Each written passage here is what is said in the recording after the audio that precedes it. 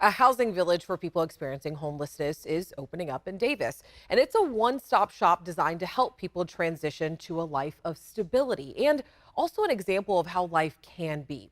And it's a project that's been 6 years in the making that is finally coming to fruition thanks to support from the community and some funding from the Federal American Rescue Act. So tonight I got a tour ahead of the village's big debut that's happening later this week. This is Paul's Place. This is a new facility that we're opening up sometime in the next few weeks. And this is on H Street in Davis. This is on H Street in Davis. And this replaced an old building we had here for many years that we demolished to build a new building here. And this is the entrance. This is the first thing people will see. This is the first floor. This is going to be what's called our resource center. But the intent here was to kind of build different programs all under the same roof. So we have the resource center, day shelter on the first floor, a transitional housing program for 10 folks on the second floor. And the great improvement here is that on the third and fourth floor, we have 9 units of permanent supportive housing on each floor. So we're going to help 18 folks get off the streets of Davis into housing. This is the permanent housing floor. About how many people are you able to house between both the floors? 18 total. That's the goal. There's 18 units of housing. We're anticipating one per unit. And it's pretty much like a small apartment. I mean, you have your refrigerator, you have your stove, you have a microwave. Yes. I mean, the intent really is for it to feel like someone's apartment, someone's home. It is someone's apartment. That's what it's intended to be. So you don't want the shelter feel? No, not at all. Why?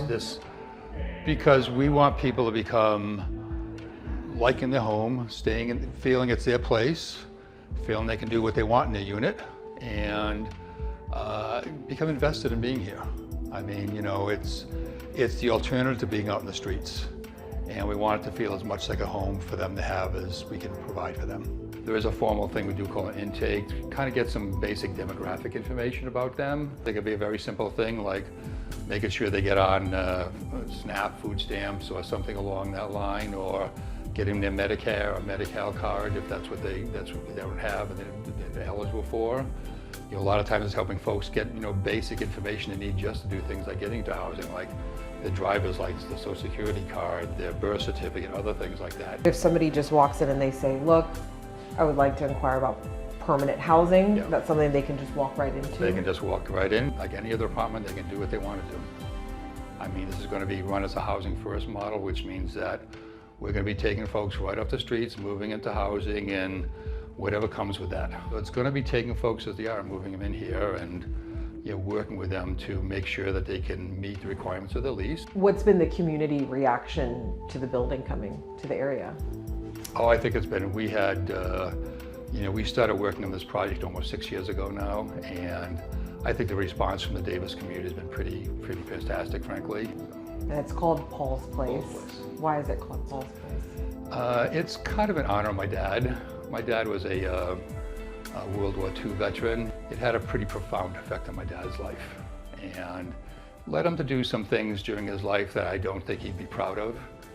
But there was something that happened in his life when I was younger that made him quit and become a good dad again. So I kind of look at Paul's Place as being a place for people to heal, a place for people to kind of get to a point where they become whole people all over again. Success to me here means that we help folks get off the streets. Do you hope people kind of take after this model that you've built? It's not a shelter, but it feels like more like a home or an apartment. Are you hoping that other communities look at this as an example of what may work better than a shelter?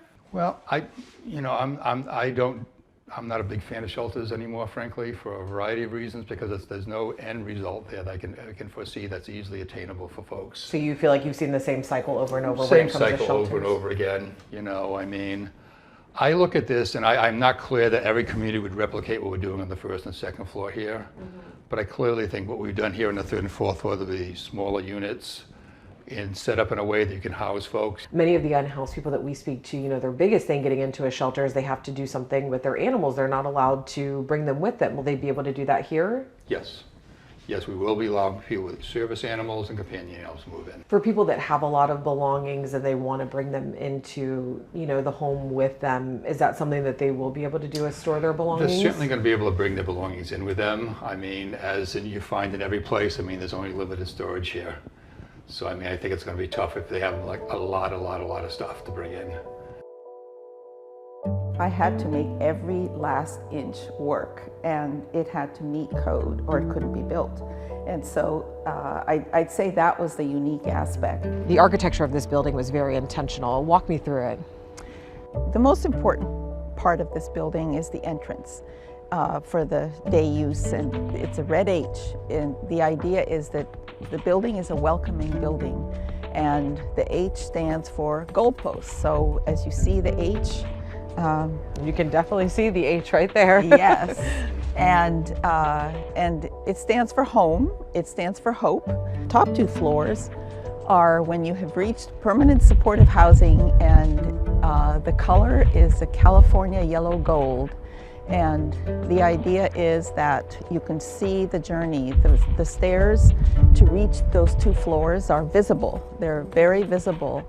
It's a journey, it's an adventure, it's reaching the heights. And there's lots of windows and balconies. I mean, it's just very open and welcoming. Yes, it's connected to the place and the view and the sky, and it's about individuals. It's very non-institutional. It's about individuals being able to live here and follow their own path.